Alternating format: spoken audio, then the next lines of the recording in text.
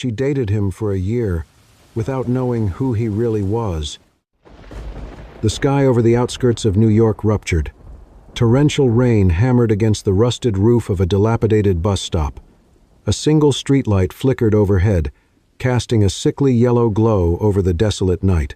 Clara, a dedicated relief coordinator, stood under the leaking eaves, clutching a waterlogged portfolio. She was a woman who spent her days piecing together broken lives, but tonight, she looked like a portrait of exhaustion. Her mascara was smudged, and her trouser hems were caked in city mud. Across from her sat Liam in a weathered, manual wheelchair. His clothes were stained with the grime of the streets. A small notebook and a cheap pen peeked out from his jacket, the only signs of a voice he chose not to use. To the world, he was an invisible casualty of the urban machine. Clara did not approach him with pity. She simply slumped down onto the damp wooden bench right next to him and let out a long, shuddering sigh. She noticed his lips were tinged with blue from the chill. Without hesitation, she unwound her heavy red wool scarf, the only warm item she had, and gently draped it around his neck.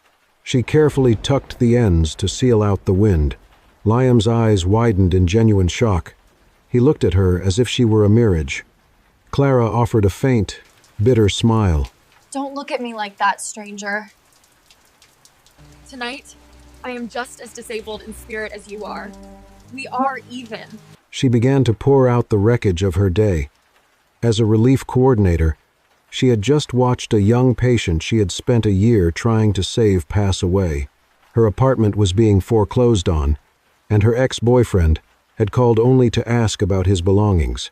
Liam remained in absolute silence, but his eyes softened into a profound, haunting empathy. Clara realized that in helping him, she was trying to keep herself from drowning. She looked out at the rain and said quietly, "This world is sometimes nothing more than a ruined bus stop. The only thing we can really do is lean into each other so we don't shake so much from the cold." A week had passed since that night at the bus stop. Clara sat on a weathered bench in Central Park. She was wrestling with an American Sign Language dictionary. She was determined to learn enough signs for the hearing-impaired children at her clinic. But her fingers felt hopelessly clumsy. Letting out a sigh of frustration, she looked up and froze. Nearby, beneath a large maple tree, sat Liam. He was in the same manual wheelchair. But today, his hands were alive. They moved with a mesmerizing grace. He was gesturing fluidly, as if conversing with a flock of sparrows. Clara stood up, clutching the dictionary. Surprise and genuine joy washed over her face as she approached him. "You are the guy from the bus stop, right?" Clara asked. She pointed toward his collar. "The red scarf. Do you still have it?" Liam looked up. His hands halted instantly. A brief flicker of hesitation crossed his eyes. Then, he slowly raised his hands, executing a series of elegant signs. Clara's eyes widened in disbelief. It's so Rox's. Are you using actual ASL? This is incredible. I've been struggling with this book just for the kids at the ward. I am Clara. Could you possibly be my unofficial teacher? I promise to pay my tuition in coffee. Liam stared at her. His survival depended on keeping strangers at a distance. Yet, there was something undeniably magnetic about her energy. Finally, he gave a slow nod. He pulled out his smartphone and silently typed his number into her screen. That evening, Clara's phone illuminated. "Coffee in New York is usually terrible, but I will try it. Lesson 1, your name is signed like this." Attached was a video of his hand spelling her name in the air. Over the next 6 months, their nightly video calls became the anchor of Clara's days. Liam, a little boy, laughed today. Clara signed one evening, her face radiant. "I accidentally signed love instead of apple." It was the first time he smiled since his surgery. Liam typed quickly. "Perhaps it was not a mistake, Clara. You truly bring love wherever you go." Clara noticed a profound stillness in Liam. He never interrupted. He listened purely with his eyes. She was drawn to him because he made her feel completely understood without a single spoken word. But watching his videos, Clara noticed something else. "You have beautiful hands," she signed casually. "Not a single callus. You don't have the hands of someone living on the streets." She meant it as an innocent compliment. But Liam visibly flinched. He quickly pulled his hands out of the frame. He typed a hurried deflection about wearing thick gloves, but the slight panic in his eyes left an imprint on Clara's mind.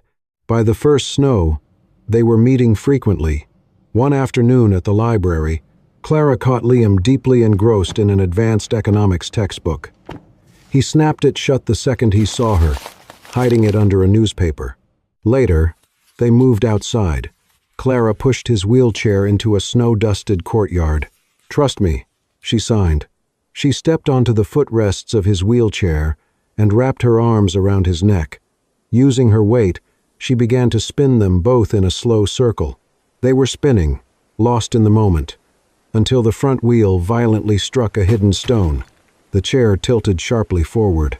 In that split second, survival instinct eclipsed his performance. Liam's arms shot out with explosive speed. His hands clamped around Clara's waist in an iron grip. This was not the weak hold of an ill patient. It was the powerful force of a man with conditioned muscle. He instantly shifted his core, forcefully yanking the heavy wheelchair back into a stable position. Clara crashed into his chest. Her face was inches from his. Gasping for air, she looked down at the massive hands gripping her waist. "I am so sorry," she stammered. "I just wanted to dance."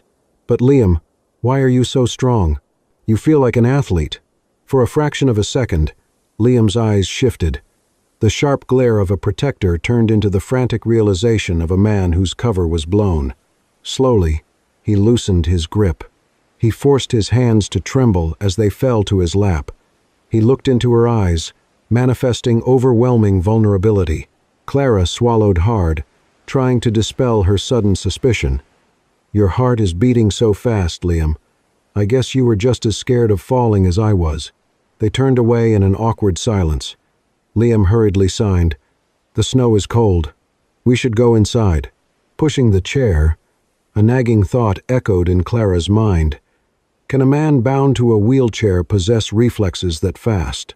Yet, looking at his slumped shoulders, she pushed the thought away, blaming adrenaline. By the time a year passed, Clara had made her choice. She declined the advances of a wealthy doctor at her clinic. Instead, she chose to stay by Liam's side. She pushed his wheelchair over uneven pavements, indifferent to his lack of wealth. "I do not care about his legs," Clara told her friend over the phone. "I only care that when I am with Liam, I never feel alone in New York anymore." The deafening roar of a Manhattan afternoon was a stark contrast to the hushed sanctuary of the library. Yellow cabs blurred past. Their horns blared a relentless, aggressive urban symphony. Clara was gently pushing Liam's wheelchair along the edge of a bustling crosswalk. The brisk autumn wind whipped her hair across her face. Suddenly, her steps faltered. Her hands tightened on the rubber grips of the chair. In the middle of the chaotic intersection, stranded between lanes of unforgiving traffic, stood an elderly woman. It was Mrs. Miller, a familiar face from the neighborhood. Her silver hair was disheveled. Her eyes were wide with a harrowing, vacant panic. She clutched a half-knitted, faded blue sweater to her chest as if it were a life preserver. Cars swerved aggressively around her. Drivers shouted obscenities through rolled-down windows. But she just spun in slow, terrified circles, completely lost in her own fractured reality. Clara did not hesitate for a fraction of a second. She slammed her foot down on the wheel locks of Liam's chair, securing it firmly on the safe concrete. She turned to him, her hands flashing a frantic, desperate sign, "Wait for me." Before Liam could even process the danger, Clara sprinted directly into the chaotic current of the street. She dodged a screeching delivery truck to reach the island of chaos, where the old woman stood. Most people would have grabbed the disoriented woman by the arm. They would have forcefully dragged her to the sidewalk. Clara did not. Ignoring the blaring horns and the impatient stares of onlookers, Clara dropped straight down onto her knees, right there on the filthy, oil-stained asphalt. She didn't care about the sharp gravel biting into her skin. She didn't care about the black grime ruining her professional trousers. She simply needed to be at eye level. She reached out, wrapping her warm, steady hands over Mrs. Miller's violently trembling ones. "Mrs. Miller, look at me," Clara said. Her voice projected a calm, anchoring frequency through the noise of the street. "Your breathing is too fast. Look right into my eyes and take a deep breath." The older woman blinked. Tears spilled over her wrinkled cheeks. She looked down at the yarn in her hands, her voice a frail, desperate whisper. "I have to give the sweater to my boy. I have to finish it. He will be so cold out there." Clara's heart broke, but her gaze remained unwavering. She didn't correct the woman's delusion. She didn't coldly state the fact that her son had passed away years ago. Instead, she offered absolute, profound empathy. "I know," Clara said softly, her thumb gently stroking the back of the woman's weathered hand. "But this sweater, right now, it is here to keep your beautiful memory of him warm." She paused, offering a gentle, reassuring smile. "How about we finish knitting this one row together, right here, and then, I promise, I will take you safely home." Back on the sidewalk, Liam sat immobilized, watching Clara.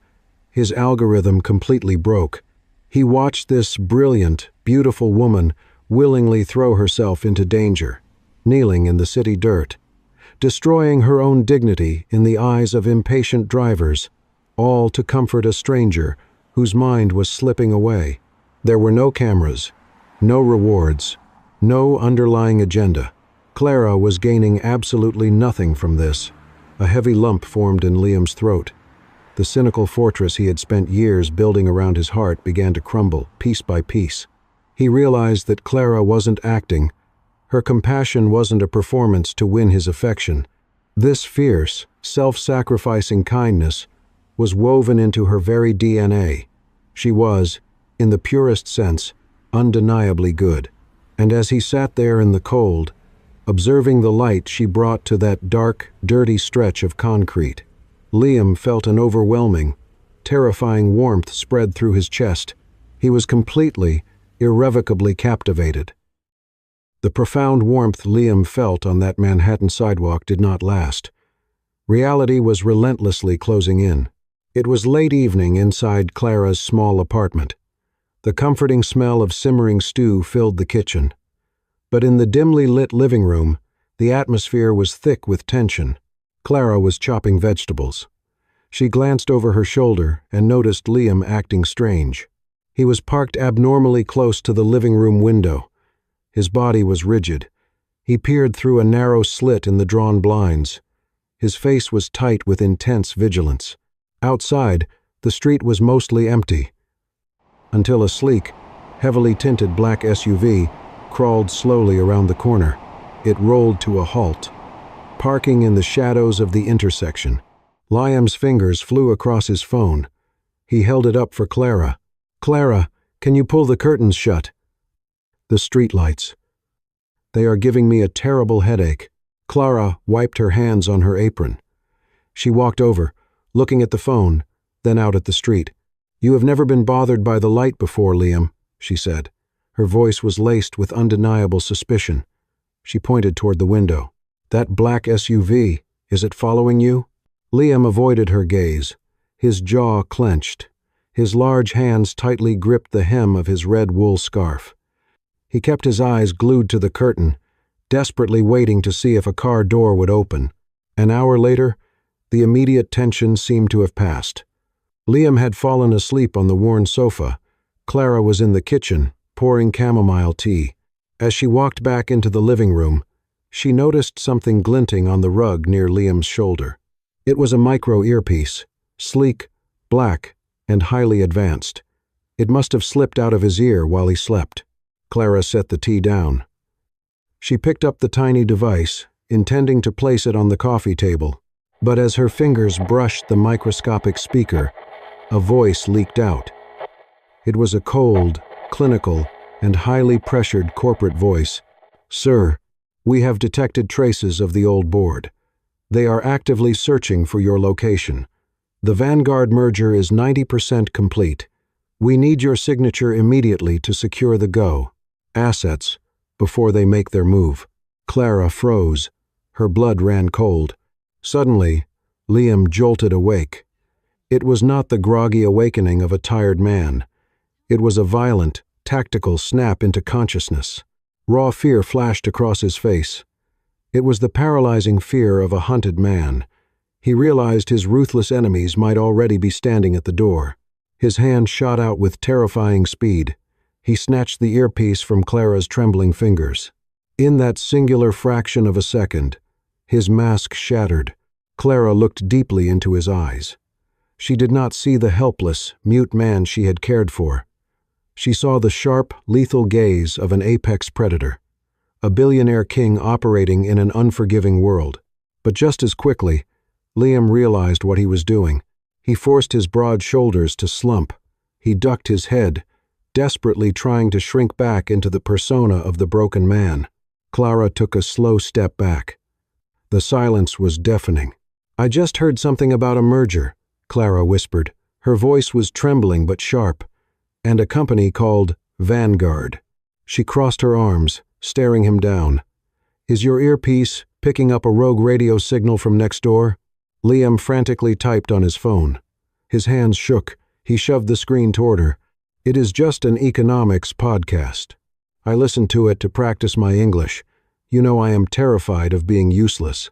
Clara did not look at the screen. "The look in your eyes just now," she said, her voice dropping. "That was not the look of a man struggling to learn English, Liam. You looked like a man used to commanding the world, or a man running from a private army." Liam sat paralyzed in his weathered wheelchair. I didn't mean His chest to. heaved. He realized, with crushing clarity, that Clara was far too intelligent. She could not be kept in the dark much longer. His perfect cover had officially become his own inescapable prison.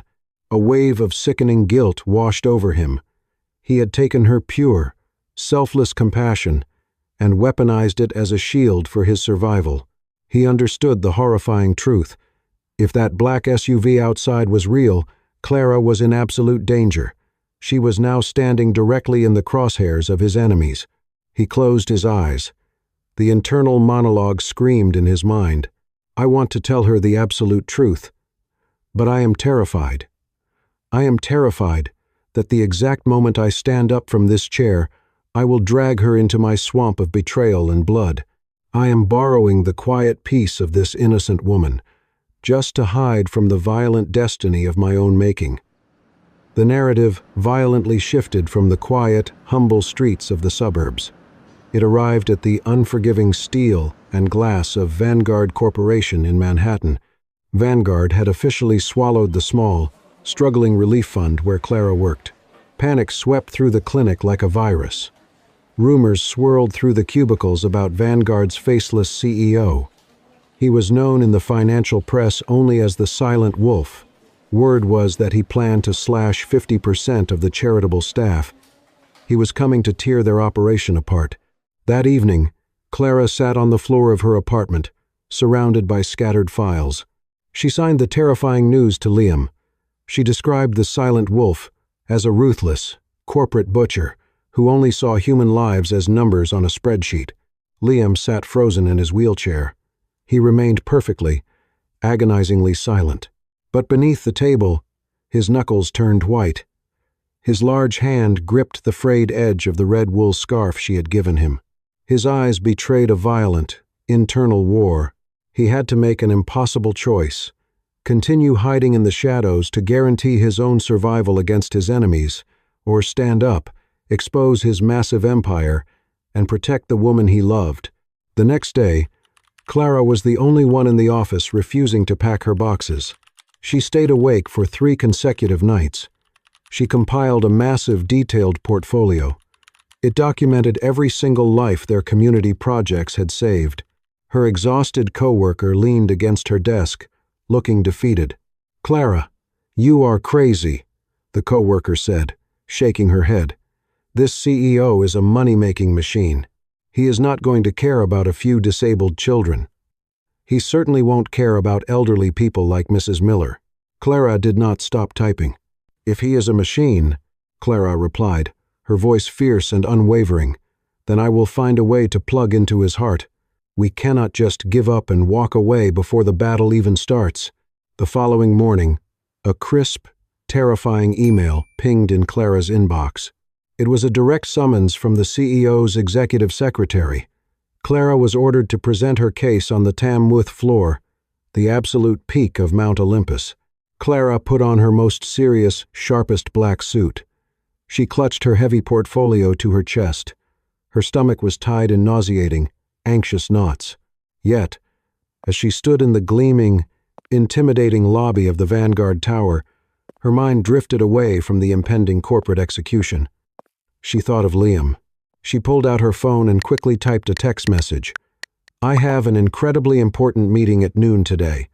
Please remember to heat up the soup on the stove for yourself. I love you." 80 floors above the chaotic city streets, the atmosphere was freezing. The executive office was a vast expanse of dark marble and floor-to-ceiling glass. It was a room designed to make people feel small. Julian, no longer the broken Liam in a wheelchair, stood tall behind his massive mahogany desk. He wore a flawlessly tailored, midnight blue suit. His posture was straight, dominant, and terrifyingly powerful.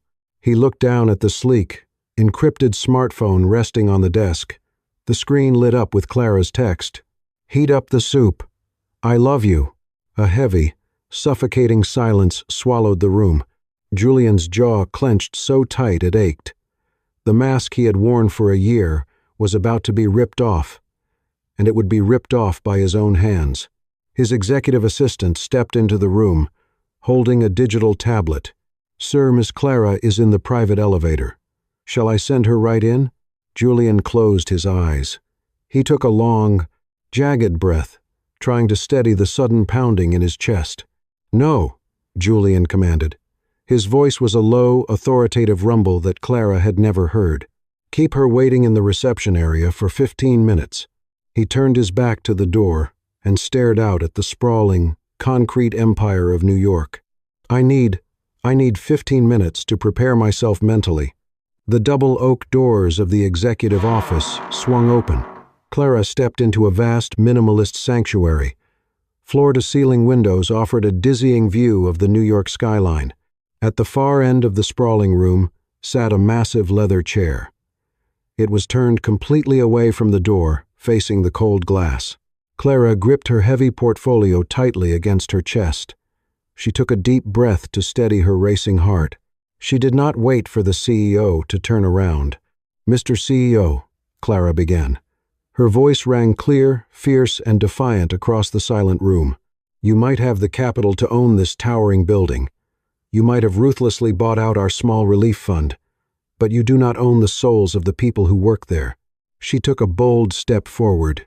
"This world does not operate purely on profit margins and algorithms.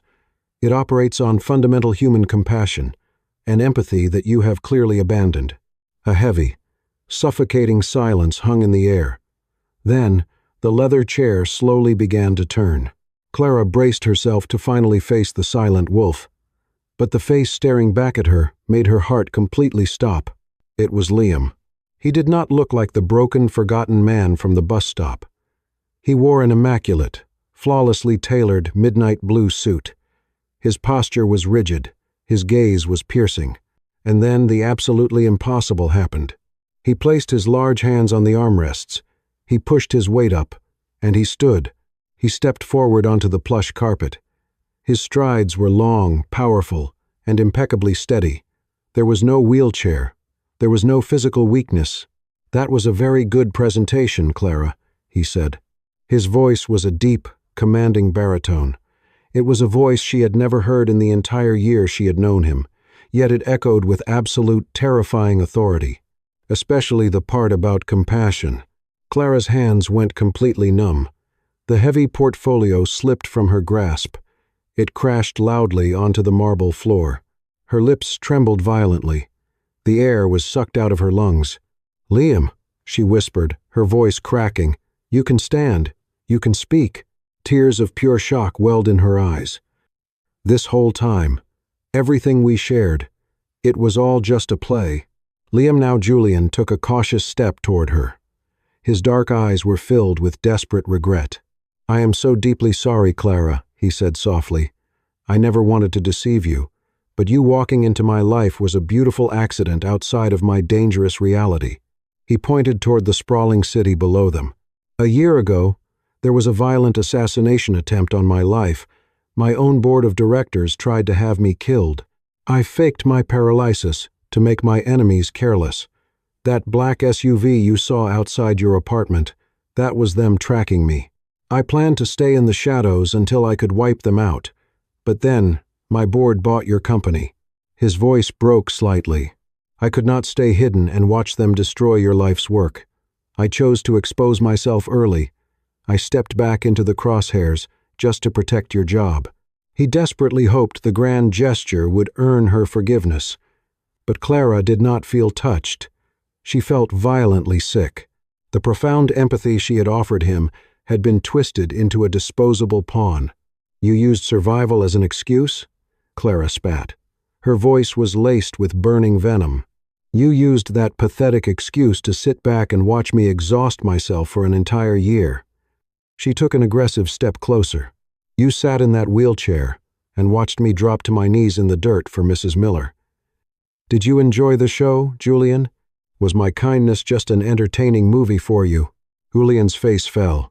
"Clara, please, you have to understand." Smack. Clara slapped him, hard.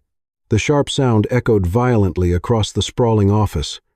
A bright red mark instantly bloomed on the billionaire's cheek. Julian did not flinch. He just took the pain. "You are not poor when it comes to money, Liam," she said, shaking with raw rage. "You are bankrupt in character. You borrowed my genuine sincerity just to fill the void of your own cowardice." With a swift, aggressive pull, she slid off the cheap silver ring he had given her. She threw it violently onto the pristine marble floor. It bounced and clattered with a hollow, tragic sound. Without another word, Clara turned her back on him. She walked out of the office. She stepped into the private elevator, leaving the tower behind. She walked straight out into the pouring New York rain, exactly like the night they first met. But this time, she left the silent wolf completely alone, trapped inside his golden empire. Clara vanished completely. She changed her phone number the very next morning. She submitted a brief, formal letter of resignation to the relief fund. She cut all ties to the corporate world and its empty promises. Instead, she sought refuge in a forgotten corner of the city. She took a low-paying job at a small, underfunded shelter for wandering elderly people. It was the exact same facility that cared for Mrs. Miller. Every single day, Clara scrubbed linoleum floors and administered medications. She tried desperately to erase the haunting memory of the broken man at the bus stop, but the pain of the deception was a heavy, constant ache in her chest. In the quiet, lonely moments of the night, Clara realized a profound truth. She did not hate Julian for being a wealthy billionaire. She hated him because he did not trust her. He had looked into her eyes and decided she was not strong enough to handle his dangerous reality. He had chosen the safety of a lie over the vulnerability of the truth, and that was the ultimate betrayal. Miles away, high up in the Vanguard Tower, Julian suffered in absolute silence. He did not chase after her. He did not ambush her at the shelter or flood her with desperate apologies. Instead, he turned his agonizing heartbreak into cold, calculated action. He unleashed the full, terrifying power of the silent wolf. In a matter of weeks, he ruthlessly purged the corrupt board members. He dismantled the shadow network that had orchestrated the assassination attempt. He eliminated every single threat. He finally made his world completely safe. Then, he began his silent redemption. One crisp morning, a convoy of delivery trucks arrived at Clara's humble shelter. They unloaded state-of-the-art medical equipment, premium oxygen concentrators, advanced therapeutic beds, high-tech heating systems. Everything was fully paid for by an untraceable, anonymous foundation. Because of this phantom donor, Mrs. Miller finally had a warm, specialized care unit of her own. Back in his towering office, Julian stood quietly by the glass window. His executive assistant stepped into the room and handed him a digital tablet. It displayed a photograph of the newly equipped shelter. "The installation is complete, sir," the assistant said respectfully. "Shall we inform the shelter's director about the true source of the donation?" Julian stared at the screen for a long time. His dark eyes were heavy with a profound, lingering sorrow. He handed the tablet back to his assistant. "No," Julian commanded softly. "Do not let her know it is me." He turned back to look out over the vast, sprawling city. She was absolutely right. I do not deserve her pure sincerity, not until I learn how to protect it without using lies. A golden afternoon sun bathed the suburban shelter in a warm, forgiving light. It was a world away from the cold, glass towers of Manhattan. In the quiet, vibrant garden, Clara was sitting on the grass. She was patiently teaching sign language to a group of disabled children. Suddenly, the peaceful silence was broken by the rumble of a heavy engine. An old, brightly painted school bus pulled up to the front gates. Bold letters across its side read, "The Bus of Hope." The doors hissed open. The man who stepped down was not a ruthless, immaculate CEO. It was Liam. He wore a simple faded sweater and worn jeans. In his large hands he carried a tote bag filled with colorful balls of yarn. He did not walk toward Clara. Instead, he walked straight over to a wooden bench under a large oak tree. He sat down right next to Mrs. Miller. Quietly, he pulled out 2 knitting needles. He began to knit. His massive hands were clumsy and awkward, but he moved with absolute, unbroken patience. Clara stood up from the grass, her heart painfully clenched in her chest. She marched over, fully intending to ask him to leave, but as she got closer, she stopped dead in her tracks. Liam was looking at Mrs. Miller. He was awkwardly but gently using ASL to communicate with the confused old woman. "What are you doing here, Julian?" Clara asked. Her voice was tight, trying to hold back a flood of emotions. Is Vanguard not busy enough? Do you really need to waste your time in this poor neighborhood? Liam did not look up immediately. His clumsy fingers kept wrestling with the blue yarn. "Vanguard can operate perfectly well without me," he said softly, "but I cannot operate without the truth." He finally looked up into her eyes. "I did not come here as a CEO. I came here to pay my tuition to my favorite teacher." "Tuition," Clara whispered, her defensive walls cracking. Liam nodded slowly. "You taught me how to truly listen with my eyes. Now, I want to learn how to love with all of my weakness. No more corporate masks, no more wheelchairs to hide my terrible fears." He reached into his tote bag. He pulled out a familiar, slightly frayed object. It was the old red wool scarf Clara had wrapped around him on that freezing night. He handed it back to her. Then, without hesitation, he reached out and took both of her hands. He held them openly, fiercely, right in the bright sunlight. "I have completely removed the last of my enemies," Liam said. His deep voice was steady and full of absolute certainty. "My world is finally safe for you to step into. I cannot promise to be a flawless billionaire, but I promise to be a man who will always stand firm, a man you can safely lean on whenever you are tired." Clara looked down at their intertwined hands. A single tear slipped down her cheek, catching the golden light. Then, a soft, genuine smile broke across her face. "Stop making promises, Liam," she whispered. She gently pulled her hands free and picked up the ball of yarn.